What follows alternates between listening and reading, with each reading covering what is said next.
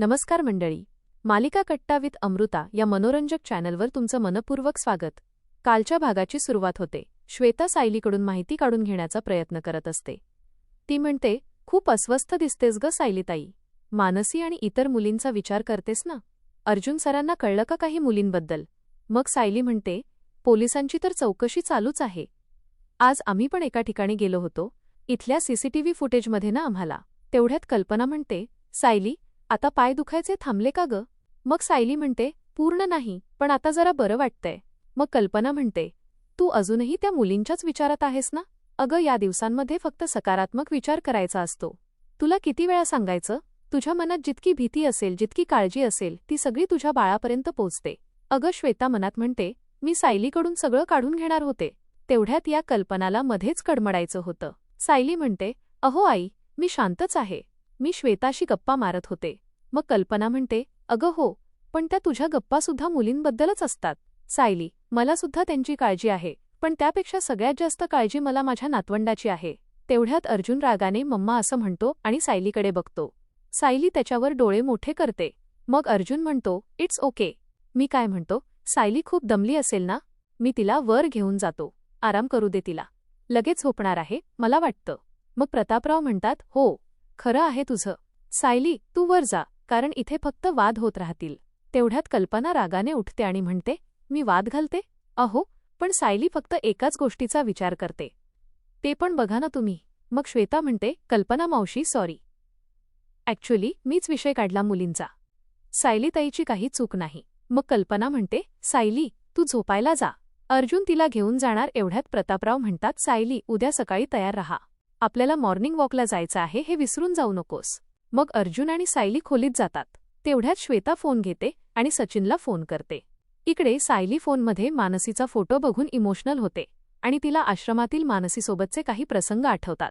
तेवढ्यात अर्जुन येतो आणि म्हणतो, बायको, काय झालं? का रडतेस? मग सायली म्हणते, मानसीची खूप काळजी वाटते हो. कुठे असेल ती? तिच्या बाबतीत काही वाईट तर घडलं नसेल ना? अर्जुन म्हणतो, असं काहीच नसेल. ती सुखरूप असणार आणि ती लवकरच आश्रमात, म्हणजे तिच्या हक्काच्या घरी परत येणार. आणि हो, सगळ्या मुलीसुद्धा सापडतील. सायली म्हणते, नक्की ना? अर्जुन म्हणतो, हो, कारण आपल्याकडे तसे पुरावे पण आहेत आणि मी सतत इन्स्पेक्टर सावंतांच्या कॉन्टॅक्टमध्ये आहे. टेन्शन घेऊ नकोस. ती लवकरात लवकर सापडेल आपल्याला. आणि मला तर असं वाटतंय, उद्या दिवसभरातच आपण मानसीपर्यंत पोहोचतो. मग सायली म्हणते, खरंच असं होईल?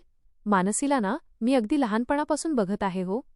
मी स्वयंपाक करताना ती माझ्या कडेवर असायची. तिचे केस विंचरून द्यायचे, तिचा अभ्यास घ्यायचे. हिच्यात दुखणं खूप ना, सगळं मी काढले हो. तिच्याशिवाय मला करमत नाही हो. तिची खूप काळजी वाटत राहते आणि आज ती इतक्या मोठ्या संकटात आहे आणि मी तिला काहीच मदत करू शकत नाही. मग अर्जुन म्हणतो, रिलॅक्स, शांत हो बायको. मी तुला प्रॉमिस करतो, मी मानसीला लवकरात लवकर तुझ्यापर्यंत घेऊन येईन. विश्वास आहे ना माझ्यावर? मग सायली म्हणते, हो. मग अर्जुन म्हणतो, रडायचं नाही आता. चल, झोप. मी तुझ्या पायाला तेल लावून देतो. अर्जुन सायलीच्या पायाला तेल लावतो. मग ती शांत झोपते. ती झोपल्यानंतर अर्जुन सावंतांना मेसेज करतो, त्या पेनड्राईव्हमध्ये अजून काही सापडतंय का बघा. त्यांचा रिप्लाय येतो. मग अर्जुन म्हणतो, ग्रेट.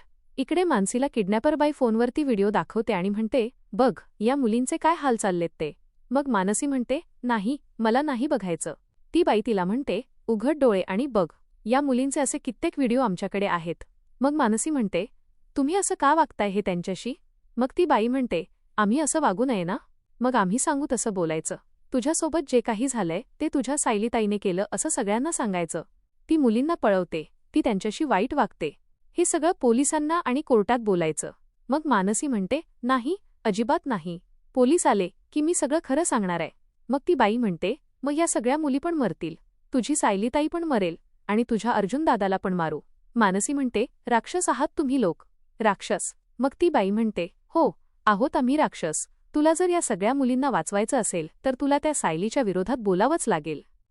बोलशील ना? इकडे सचिन आणि राकेश फोनवर बोलत असतात.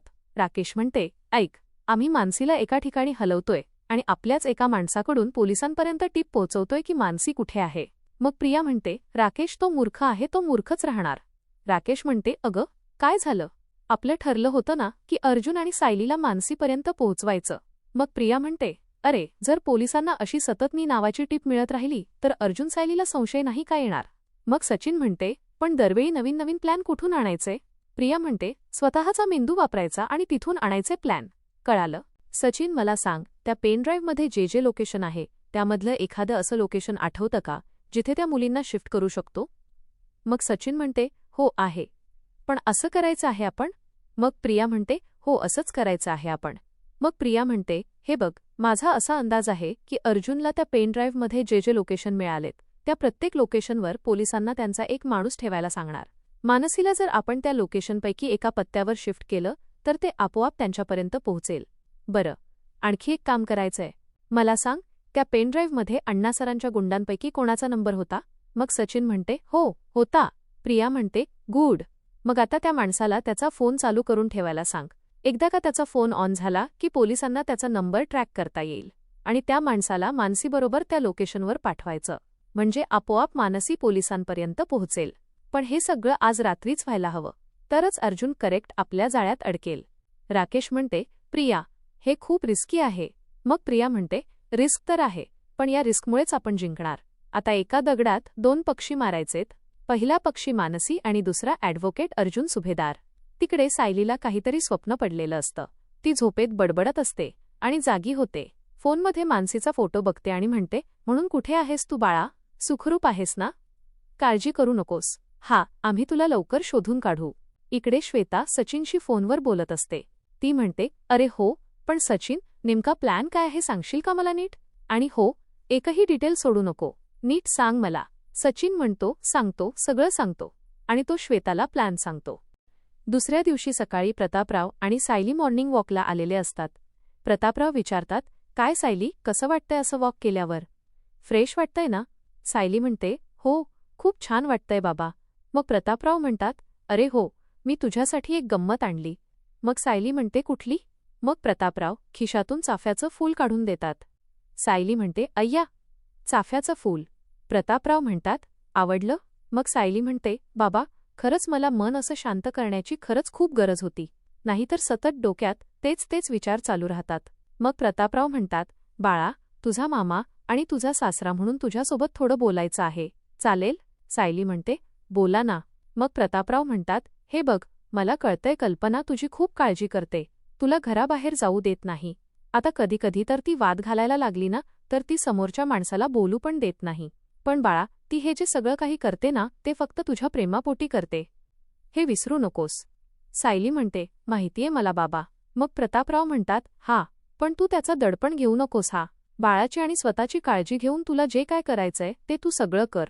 म्हणजे तुला अर्जुनबरोबर त्या मुलींचा शोध घ्यायला जायचं ना, जा अगं. तू शेवटी आश्रमाची आणि त्या मुलींची जबाबदारी तुझीच आहे, ती तुला पार पाडायलाच हवी.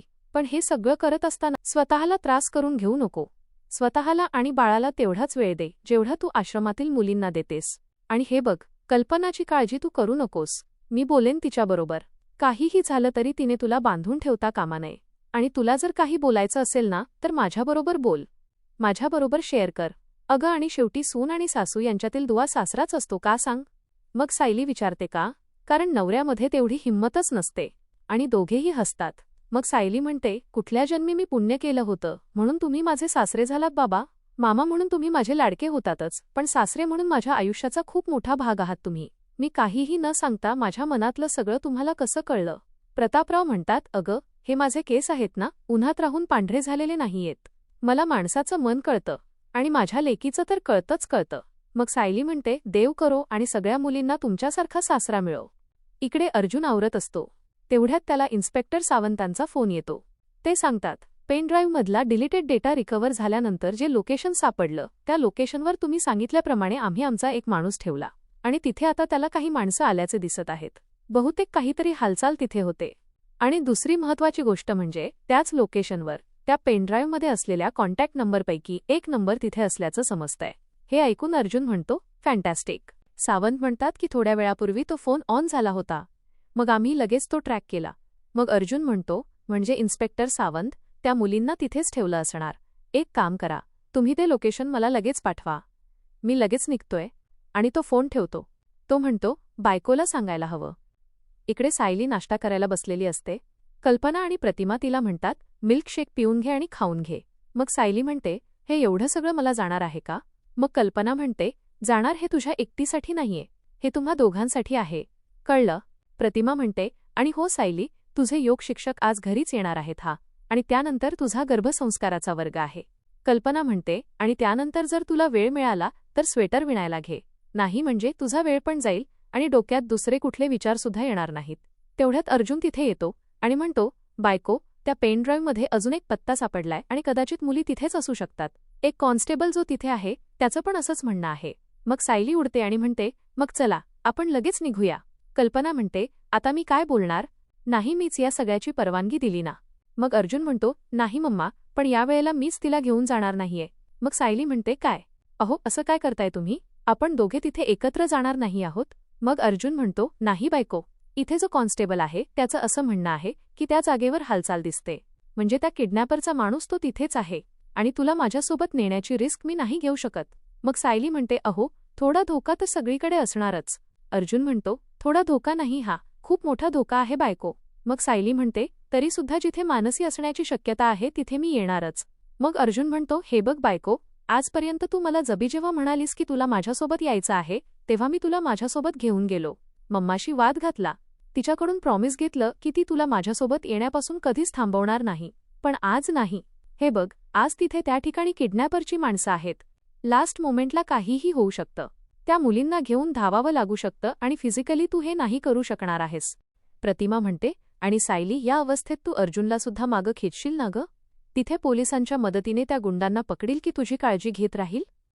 कल्पना म्हणते, सायली, आता अर्जुननं सांगितलं ना गं यायचं नाही, मग ऐक ना गं. अर्जुन म्हणतो, तुझा विश्वास आहे ना माझ्यावर? अजिबात काळजी करू नकोस. काहीही झालं ना तरी मुलींना मी तुझ्यापर्यंत सुखरूप घेऊन येईल. It's a promise. मग सायली म्हणते, मी अशी हाताची घडी घालून घरात नाही ना बसू शकत, मला चैन नाही पडणार. मग अर्जुन म्हणतो, मला जितकं जमेल तितकं तुला अपडेट करत राहीन बायको, पण मी आज तुला माझ्यासोबत नाही घेऊन जाऊ शकत. मग सायली रागाने म्हणते, मला वाटलं होतं निदान तुम्ही तरी मला समजून घ्याल. ठीक आहे, माझा जीव किती खालीवर होणार आहे याची तुम्हाला काळजी नाहीच आहे ना? तुम्ही तो विचार करतच नाही आहात. आणि तुम्हाला जायचं ना एकट्याला? ठीक आहे, जा तुम्ही एकटे, हवं ते करा, मी नाही बोलणार तुमच्याशी. आणि सायली तिथून रागाने वर जाते. कल्पना तिला हाक देते, अगं नाश्ता कर, पण ती ऐकत नाही. मग अर्जुन म्हणतो, इट्स ओके मम्मा, मी तिची अवस्था समजू शकतो. पण डोंट वरी, ती जेव्हा तिच्या मुलींना समोर बघेल ना तेव्हा तिचा राग असा गायब होईल. आणि हो, तुम्ही दोघी माझ्या बायकोची आता नीट काळजी घ्या. मग कल्पना म्हणते, हो, पण अर्जुन, तू सुद्धा तुझी काळजी घे हा. अर्जुन म्हणतो, हो. मग प्रतिमा म्हणते, आणि कुठलाही वेडेवाकडा रिस्क घ्यायचा नाही. आणि इन्स्पेक्टर सावंत आहेत ना तुझ्याबरोबर? अर्जुन म्हणतो, हो. चला, मी जातो आता. मग कल्पना म्हणते, अर्जुन, जातो नाही, येतो म्हणायचं. आता अर्जुन येतो म्हणतो आणि निघून जातो. तेवढ्यात श्वेता तिथे येते आणि म्हणते, अर्जुन सर इतक्या घाईत कुठे गेलेत? मग कल्पना म्हणते, तो आश्रमातील मुलींना शोधायला गेला. त्या पेन ड्राईव्हमध्ये त्याला काहीतरी लोकेशन सापडलं म्हणे. मग श्वेता हात जोडते आणि म्हणते, आता लवकरात लवकर आश्रमातील मुली सापडू देत. मग प्रतिमा आणि कल्पना सायलीच्या नाश्त्याचे भांडी उचलून आत घेऊन जातात. ताईवर श्वेता सचिनला मेसेज करून सांगते की आपला प्लॅन यशस्वी झालाय. अर्जुनला मिळालेल्या लोकेशनवर ताई घाईघाईने जायला निघालाय. इकडे सचिन आणि राकेश मेसेज वाचतात. इकडे मानसीला त्या मुली फोन लावून देतात आणि त्या मुली मानसीला म्हणतात, ही माणसं जसं सांगतायत तसं बोल प्लीज, नाहीतर ही माणसं आम्हाला मारून टाकतील मानसी. मग ती किडनॅपर लेडी म्हणते, बघ, ऐकतेस ना, काय हालत झाली त्या मुलींची. मग ती फोनवर म्हणते, बोला बोला, अजून तुमच्या जीवाची भीक मागा. मग मानसी इकडून ओरडते, प्लीज, त्यांना नका मारू. मग ही लेडी म्हणते, मारा, अजून मारा त्यांना, तोंड फोडा त्यांचं. मग मानसी म्हणते, मी हात जोडते, प्लीज नका मारू त्यांना. मग ती लेडी म्हणते, त्या मुलींची सुटका पाहिजे असेल ना तर आम्ही सांगू तसं बोलायचं असतं. हे सगळं त्या सायलीने केलं असं सांगायचं, नाहीतर त्या पोरी फुकटच्या मरतील. पोलीस स्टेशनला आणि कोर्टात तेच बोलायचं जे आम्ही सांगू, समजलं? तिकडे सायली रूममध्ये येऊन बसते, पण ती खूप अस्वस्थ असते. ती पुन्हा उठते आणि म्हणते, सतत हट्टीपणा करायचा, सतत हट्टीपणा. बघितलंच ना देवी आई, मला घेऊन नाही गेले आज, बरोबर? ठीक आहे, पण देवी आई यांना यश मिळू दे, मानसी, इतर मुली आणि हे सुखरूप घरी येऊ देत. देवी आई त्यांच्या पाठीशी रहा. इकडे कॉन्स्टेबल फोन घेऊन परत येतो आणि प्रियाला म्हणतो, मेसेज आलाय. प्रिया मेसेज वाचते, अर्जुन घराबाहेर पडला आणि ती खुश होते. मग म्हणते, पण तो त्याच्या घरी परत कधीच जाणार नाही. कधीच नाही. आणि हसते. आणि हा भाग इथेच संपतो. तर मंडळी, तुम्हाला आजचा हा भाग कसा वाटला? तुमचं मत आम्हाला कमेंट करून नक्की सांगा. अशाच हटके, सोप्या आणि मनोरंजक मालिकांच्या अपडेट्ससाठी मालिका कट्टा विथ अमृतासोबत जोडलेले राहा. व्हिडिओ आवडला असेल तर लाईक करा, शेअर करा आणि चॅनलला सबस्क्राईब करायला अजिबात विसरू नका. धन्यवाद.